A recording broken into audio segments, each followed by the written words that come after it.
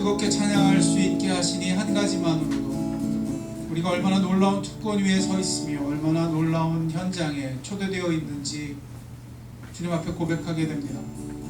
주님, 이 오후의 예배 시간에 그런 특권이 우리 가운데 아주 생생하게 더 놀랍게 부어지게 하실 때 하나님 가까이 서게 하시며 주님의 가까이함이 내게 생명 같고 힘이 되는 아버지 위로가 되게 해 주옵소서. 두려운 영혼들이 노임을 받게 하시고 상한 영혼들이 나음을 입게 하실 때 소망의 주님이 우리의 소망이 되시는 그 놀라운 은혜가 가득가득 부어지는 아버지 이 시간이 되게 하여 주옵소서. 주님만을 사모합니다. 주님만을 기대합니다. 예수님 이름으로 기도드렸습니다. 아멘. 감사합니다. 박수 주세요.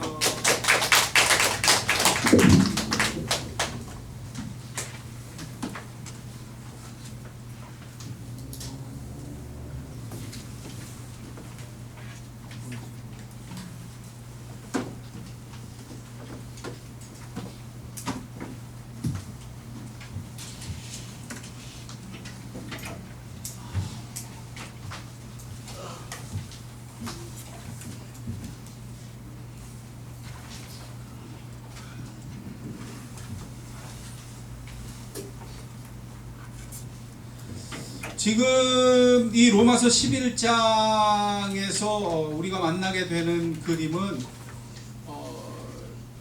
작은 그림이 아닙니다. 하나님의 구원 역사 전체를 바라보는 큰 시각의 그림입니다.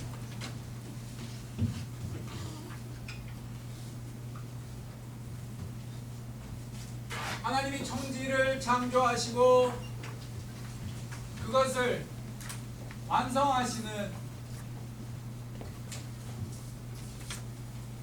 그 역사를 우리는 가리켜 하나님의 구원 역사라고 말합니다. 하나님의 이런 역사가 사실은 인간의 타락을 하나님이 계획한 게 전혀 아니에요. 인간이 타락했을 때. 그럼에도 불구하고 하나님은 능력이 있으시고 신실하시기 때문에 그것을 멈추지 아니하시고 끝까지 뭐 하셔요? 완성하십니다. 거기에 하나님의 지혜가 있고 거기에 하나님의 능력이 나타납니다. 이런 말미암아 하나님은 이렇게 창조와 완성에 이르는 구원의 역사를 이루실 때 이것을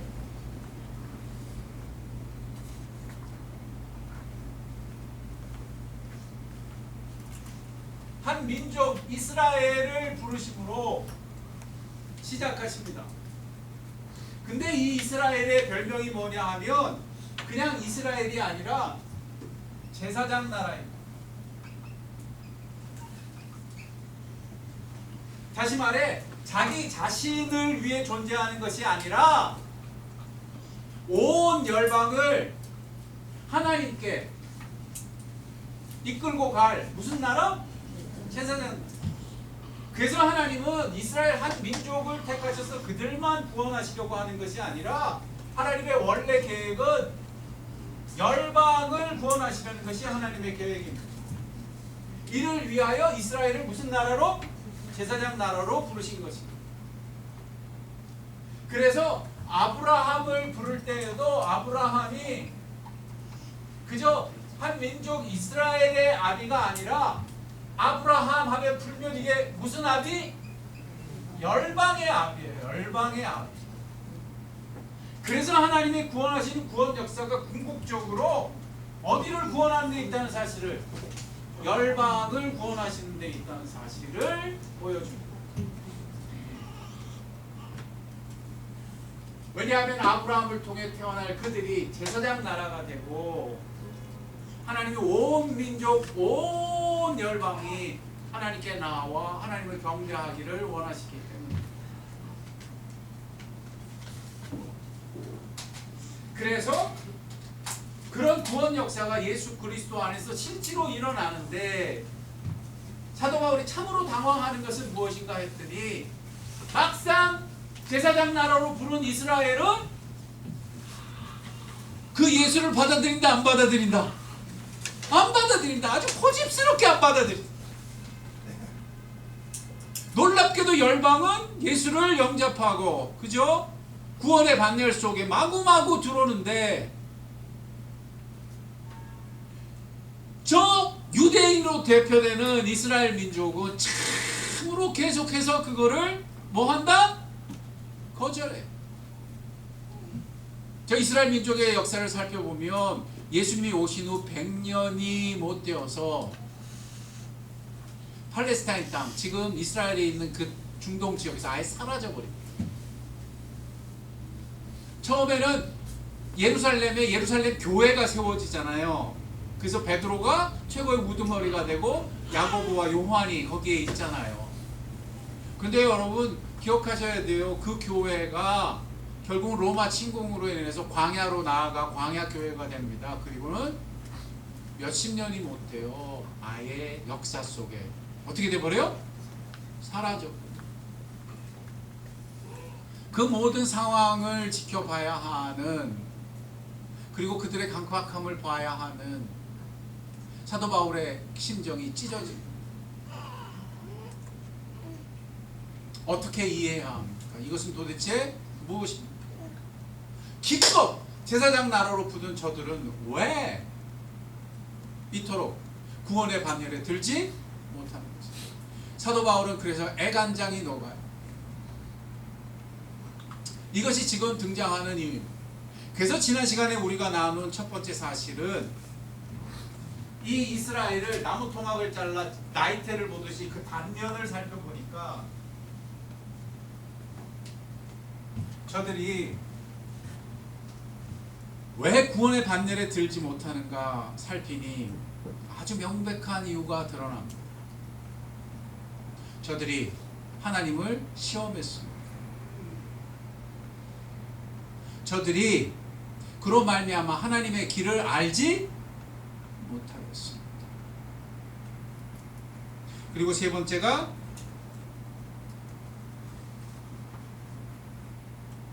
그로 말미암아 하나님의 안식에 결국은 들어오지 못하였습니다. 이 사실을 통해서 우리는 중대한 사실을 알게 되었습니다. 적어도 이스라엘 민족, 저 제사장 나라가 그렇게 끊어지는 이야기 속에 적어도 우리를 향한 분명한 메시지는 들려집니다. 그것이 시편 95편에 노래되었으니 대표적으로 너희가 주의 음성을 듣거든 너희의 마음을 어떻게 하지 말아라? 강팍하게 하지. 저들이 그 마음이 강팍하여질 때 오히려 하나님을 시험하였고, 저들이 마음이 강팍하여질 때 미혹되어 하나님의 길을 절대 알지 못하는 자리에 빠졌고, 결국은 저들이 하나님의 안식에 들어가지 못하는.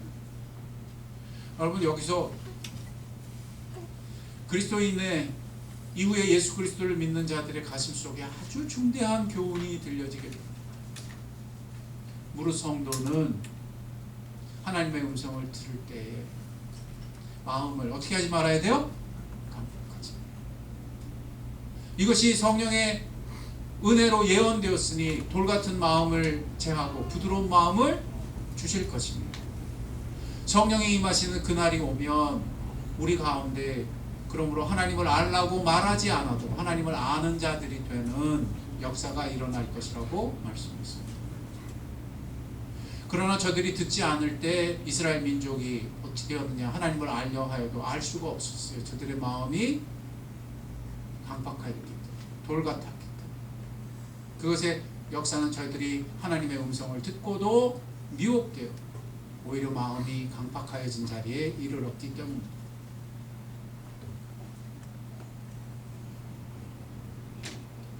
이유는 알았어요. 그리고 오늘은 뭐가 펼쳐지냐? 그렇다면 하나님, 그렇게 강팍해진 그들은 버림받는 것입니까? 그렇게 강팍해진 그들은 이제 소망이 없는 것입니까? 그것에 대해서 사도 바울이 깊이 하나님 앞에 서서 하나님의 마음을 엿보는 이야기가 나옵니다. 오늘 이 11장을 통해서 한 단면이 아니라 이후에 이 제사장 나라 이스라엘이 어떻게 될 것인지에 대한 사도 바울의 말씀을 통하여 여러분들이 하나님은 어떤 분이시고 하나님의 마음은 어떤 것인지 이를 통하여 알게 되는 복된 날이 되기를 바랍니다. 그 내용이 오늘 앞페이지 뒷페이지에 걸쳐서 기록되어 있으니, 자 봅시다. 내용이 쉽지 않습니다. 그러니까 자세히 살피시고 거기서 여러분 가운데 아하 무릎을 칠 수 있는 거가 뭔지를 찾아보십시오. 아, 이것이 하나님의 마음이었구나. 하나님은 이들을 버리심이 아니요 이런 마음을 갖고 계시는구나. 그것을 살펴보시는 시간이 되었으면 좋겠습니다. 자, 그러면 시작합니다.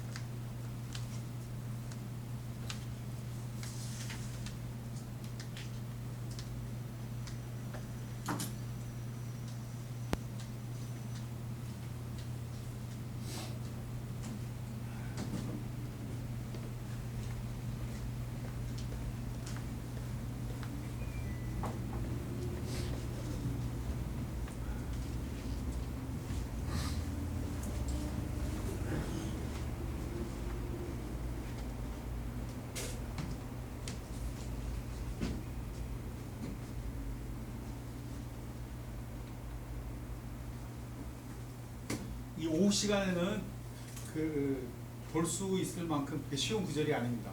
눈을 크게 뜨시고 커피를 마셔가면서 한번 보십시오. 말이 쉽지가 않아요. 여러분이 잘못된 게 아닙니다.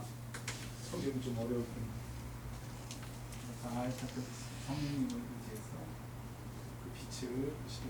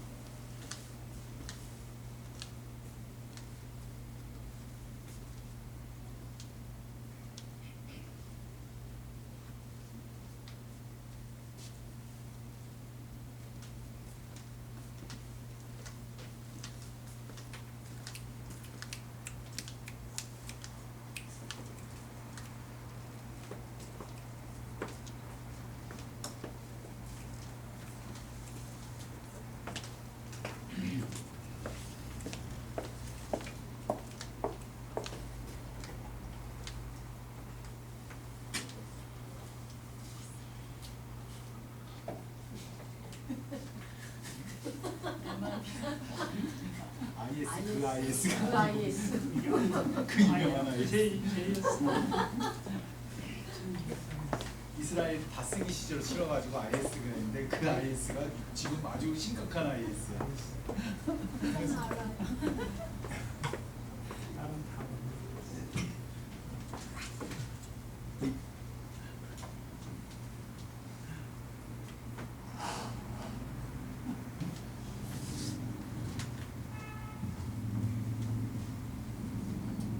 자, 각 페이지에 마지막 질문이 있어요.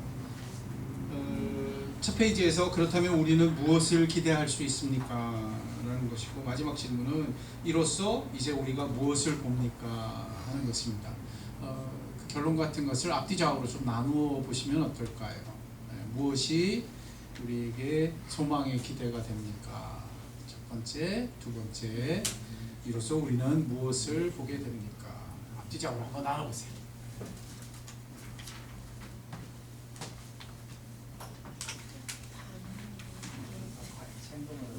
무엇이 기대되가 되고 무엇이 소망이 됩니까?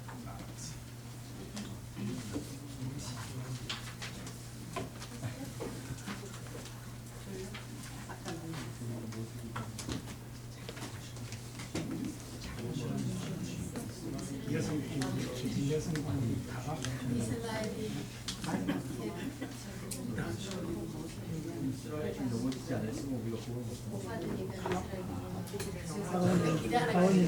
대만 가네. 그들이 넘어지고 해서 우리가 보는 거라 우리는 좋은 거라고.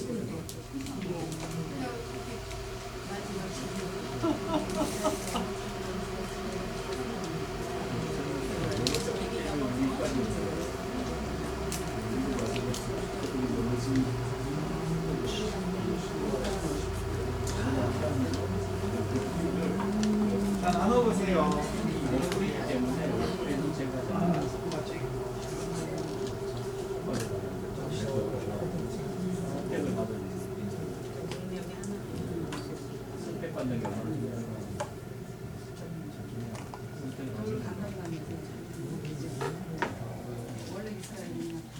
하는 게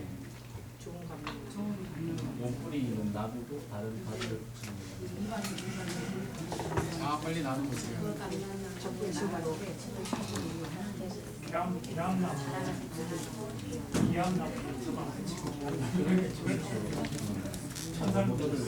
내가 너무 지라니까 고염나무라 그러지.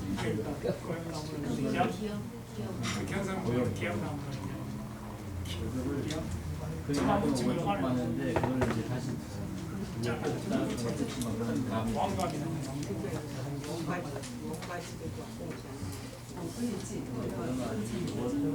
가지가 중요하다. 그게 감나무에 따른 감이 되는 다른 데 붙이면 감이 아니에요.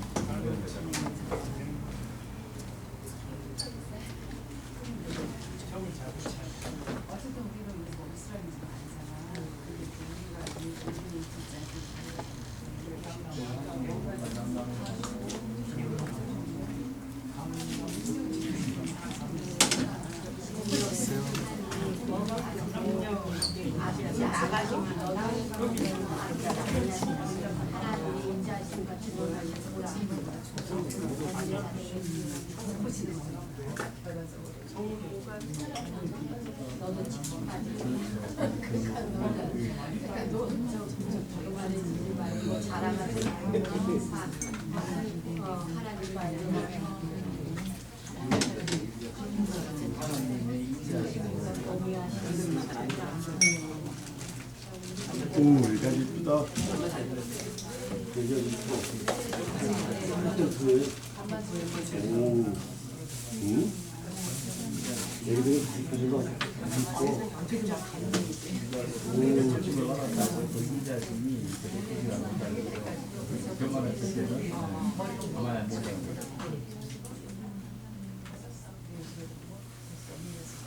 자, 갑시다. 뭐 지난 시간까지 이렇게 이스라엘 민족의 그 실패가 우리에게 교훈이 되고 또 막상 이스라엘 민족이 이렇게 하나님의 심판 아래 놓여진 모습을 보면서 그들이 그 이야기가 우리의 이야기가 아니기 때문에 우리는 그렇게 심각하게 생각하지 않을 수도 있는 것 같지 않은가라는 생각을 하게 됐습니다. 이걸 이렇게 나누면서 그런 생각 들지 않았어요? 아, 이게 다 이스라엘 얘기인데 내가 왜 이렇게 심각한가? 남의 집 얘기 아닌가? 저들이 구원받느냐 못 받느냐는 그죠? 내 고민하고는 상관없지 않은가? 왜? 이거는 사도 바울의 고민이죠. 사도 바울은 자기 민족 얘기고 자기 가족 얘기잖아요. 근데 우리는 아니잖아요.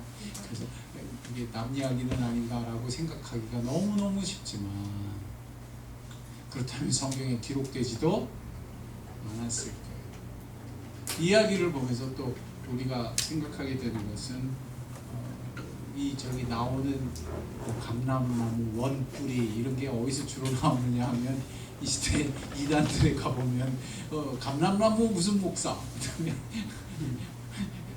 원뿌리 뭐 이래가지고 그죠? 뭐 여러분 들어봤죠? 예, 이단들 나올 때 이거 이 구절 조심해야 됩니다. 예, 그래 또 이게 여기서 또 다들 이상한 변종을 만들어가지고 이상한 접붙임을 시도합니다. 그래서 이 구절이 또 그렇게 오해되기도 합니다. 이 구절을 보면서 여러분 놀라야 돼요.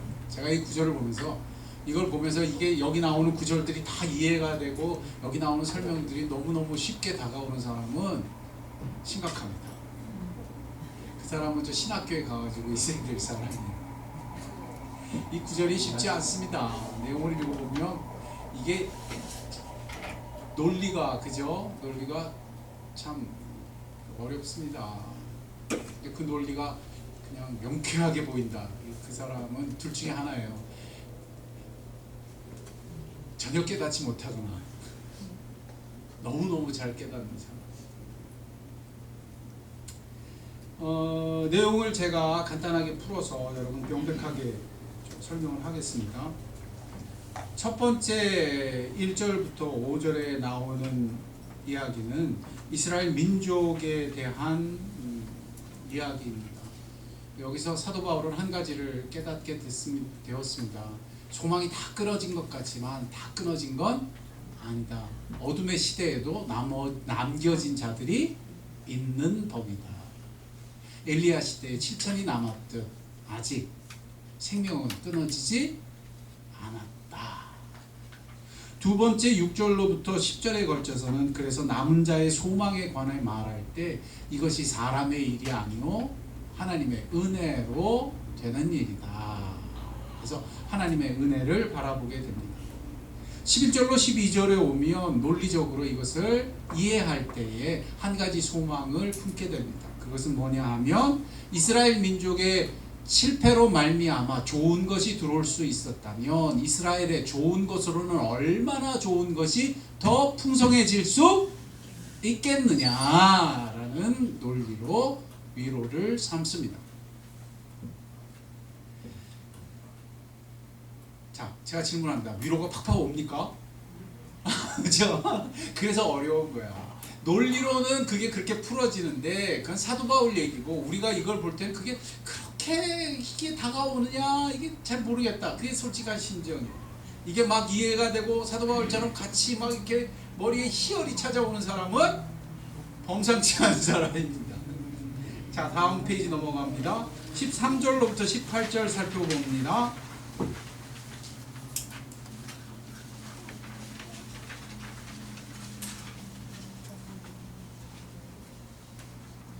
이로 말미암아 이방인들에게 충고합니다.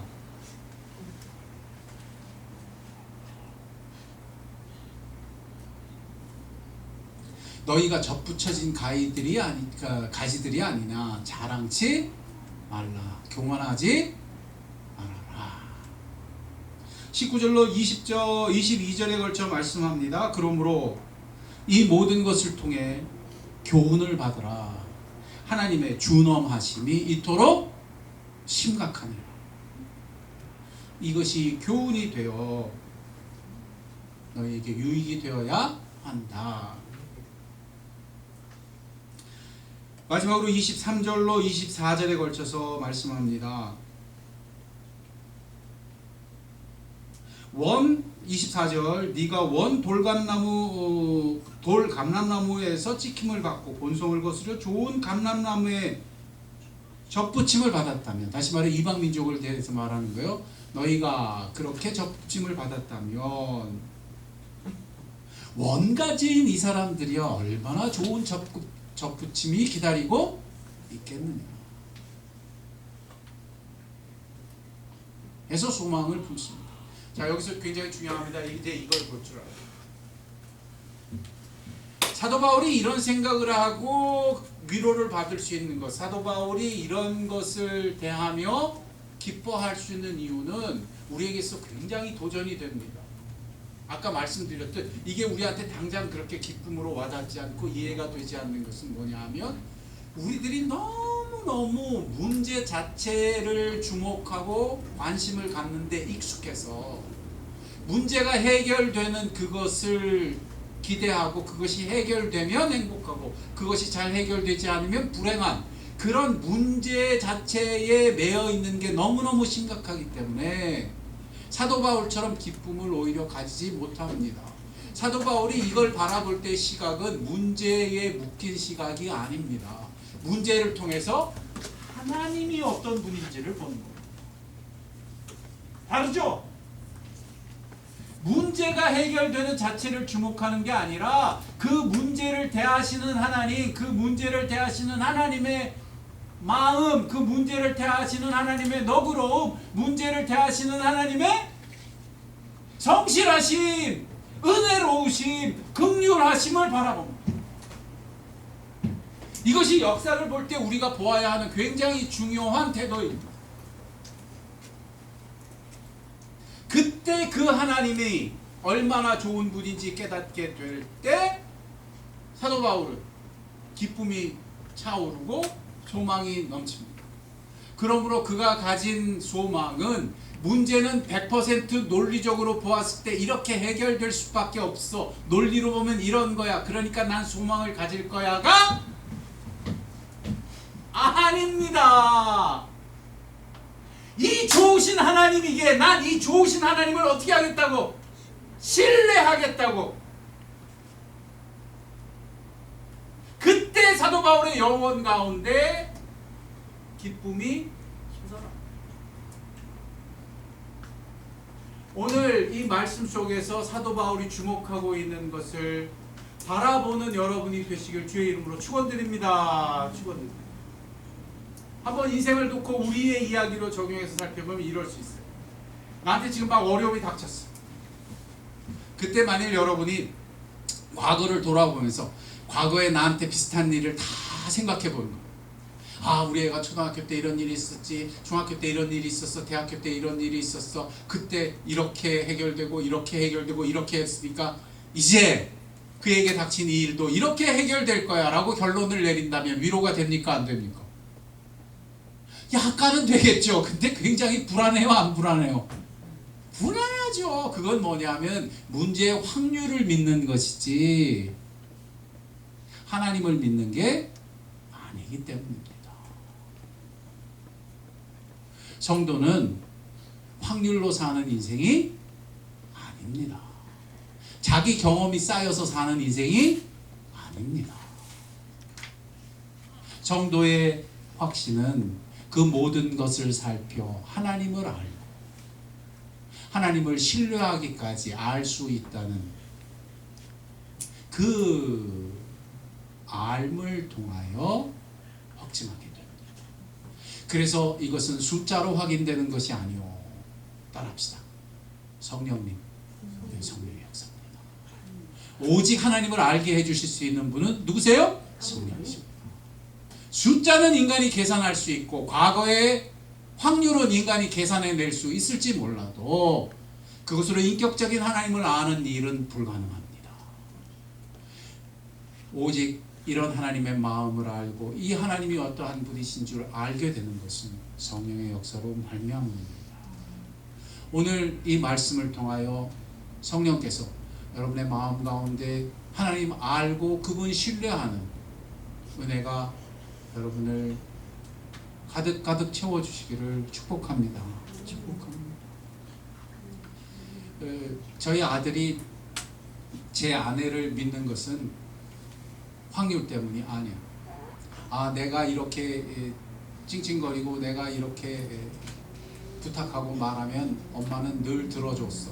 그러니까 이번에도 내가 이렇게 하면 들어줄 거야가 아닙니다. 그 아이가 자기 엄마를 신뢰하는 것은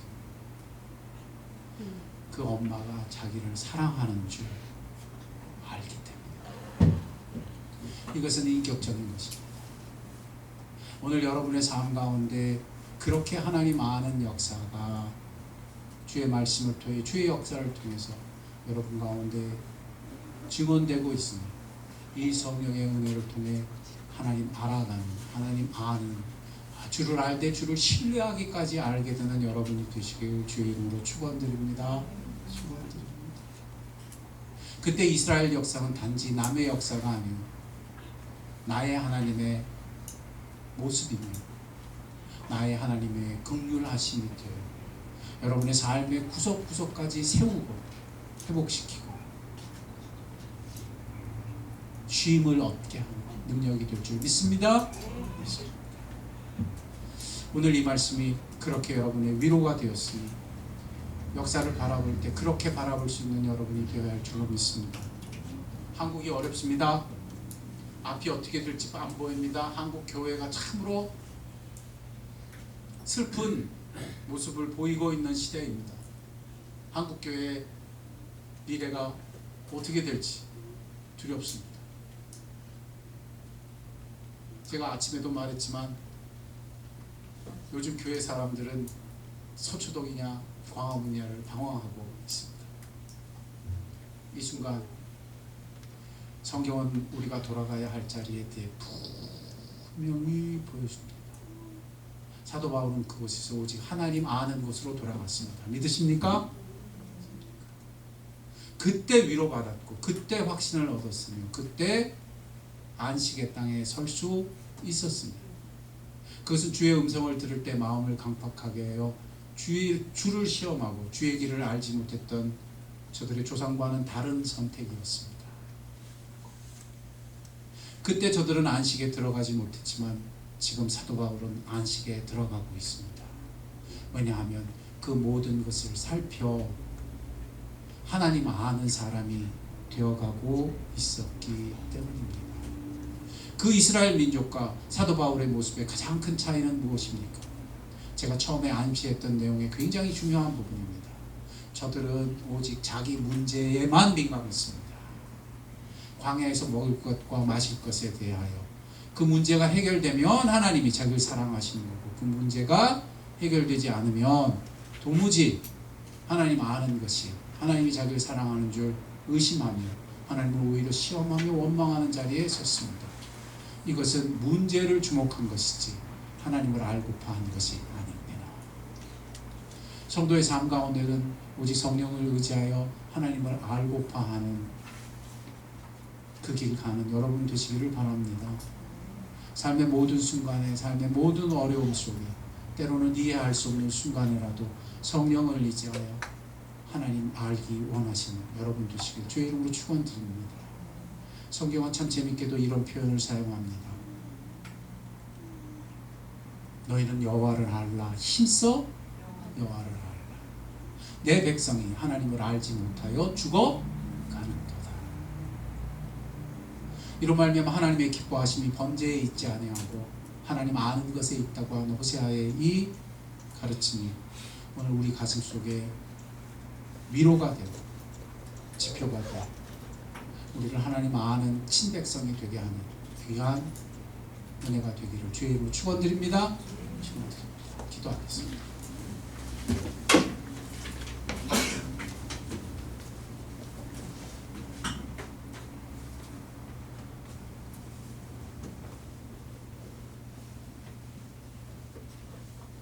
어려운 시대입니다. 사도 바울도 그 순간 참 어려운 것을 보아야 했고 대면해야 했습니다. 눈에 보이는 실상 속에서는 수많은 자기의 동족들이 오히려 그 가지가 잘라 나아가며 생명나무로부터 이탈하고 있는 모습을 볼 수밖에 없었기 때문입니다.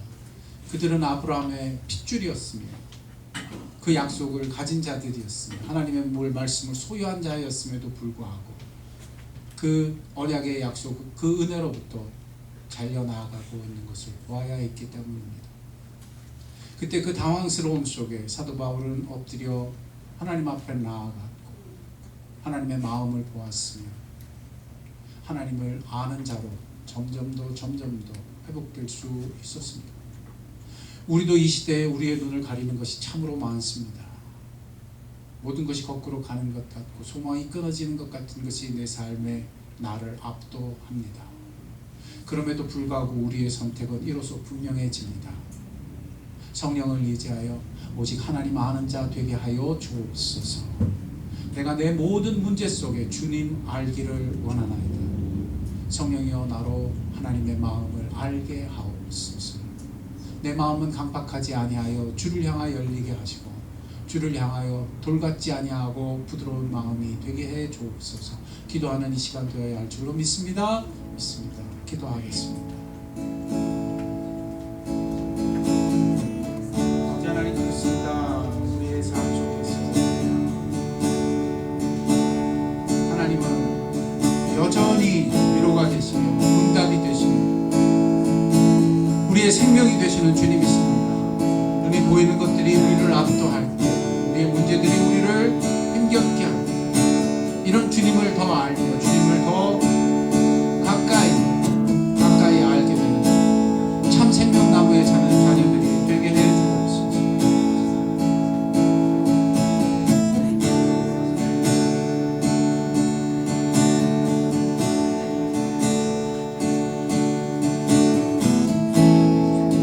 찬양합시다. 모든 상황 속에서 주를 찬양할지라.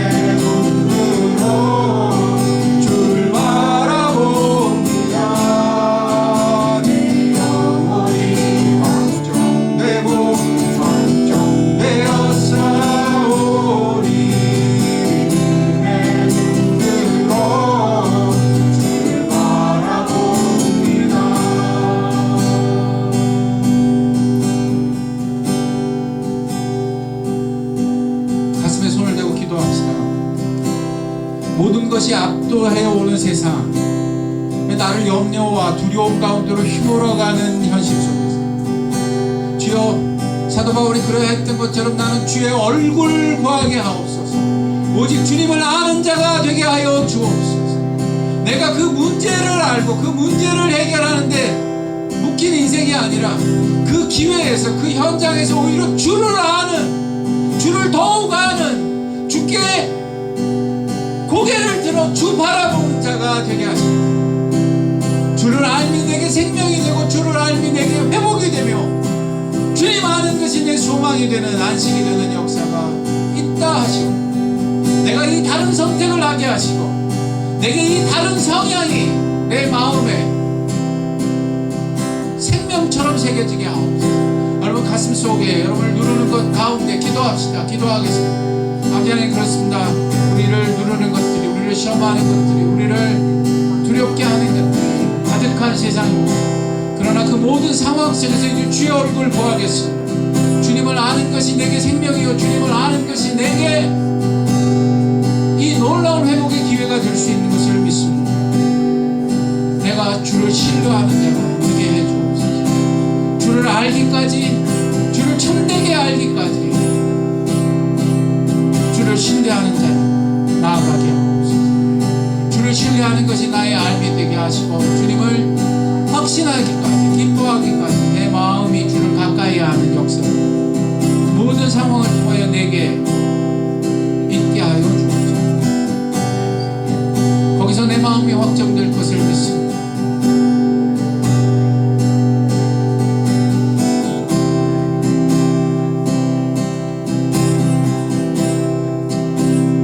찬양합시다. 나는 주님의 얼굴을 구하겠습니다. 모든 상황 속에서 찬양합니다.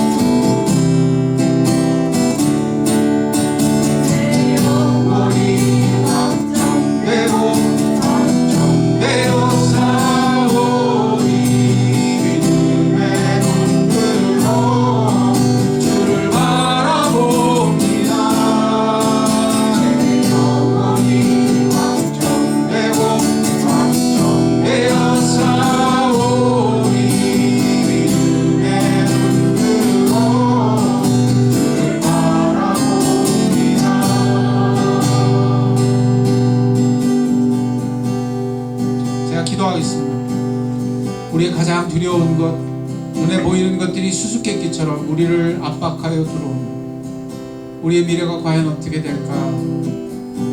우리를 끝없이 숫자로 계산하게 하고 확률로 바라보게 하는, 거기서 주님, 나는 이제 주의 얼굴을 구합니다 라고 기도합시다. 제가 기도하겠습니다. 아버지 하나님, 그렇습니다. 그곳에서 우리는 주의 얼굴을 구합니다. 그곳에서 주님을 더 알 수 있는 은혜가 허락됨을 알기 때문입니다.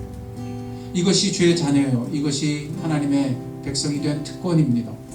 주님은 우리를 사랑하실 때 하나님 알게 하여 주셨습니다. 내가 너를 사랑한다.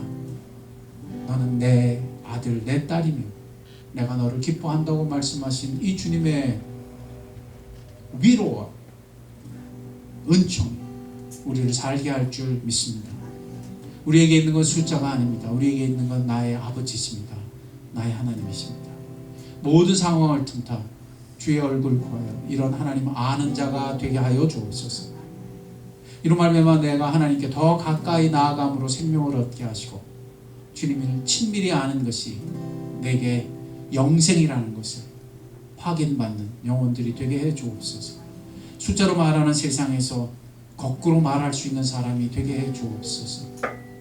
이로 말미암아 사람들이 숫자로 선택하는 곳에서 전혀 다른 길, 전혀 다른 세상을 걸어가는 발걸음이 되게 하실 때 오직 주의 곁에 서게 하시고 주님을 신뢰하는 자로 매일매일 빚어져 갈 때 주의 기쁨이 되게 하시고 주의 자녀 되는 특권을 빼앗기지 않는 생명의 자녀들이 되게 해 주옵소서. 우리 나무로 교회에서는 그런 기쁨의 찬양이 주께 드려지게 하실 때 주로 이 땅을 기억나게 하는 자들이 되게 하시고 이 땅에 참된 중보자들이 되는 나무로 교회가 되게 하여 주옵소서. 주님 감사합니다. 예수님의 이름으로 기도드렸습니다. 축도합니다. 지금은 우주 예수 그리스도의 은혜와 하늘 아버지의 사랑하신 것 성령의 감화 교통 역사 충만하심이 오늘 주의 음성에 깨어나 이제 주의 얼굴 구하겠다고 주님을 신뢰하기까지 주님 아는 자가 되겠다고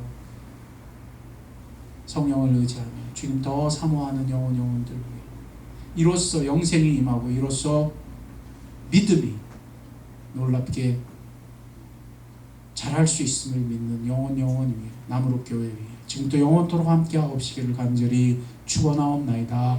아멘.